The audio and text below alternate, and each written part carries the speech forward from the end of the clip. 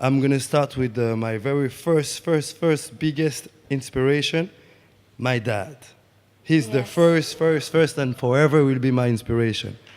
My second inspiration, thank you guys, thank you very much. Thank you. My second inspiration, second, third, all the members of my crews.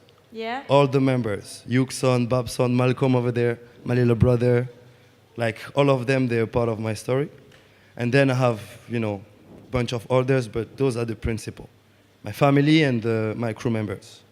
They believed in me, most of them. They believed in you. Like, the way they were seeing me as the person I am, they were like, you should be like this when you dance. Let people see who you are, not just the skills you have. So there was like all the, those crazy things that I was doing, the funny thing, they were like, yes, we need to see this when you dance. We don't want to see just the skills. So because of this, I was like, okay, I will believe, because you guys make me believe in this, so I will believe, and I will and you'll make things with go this. to the next level. Yeah.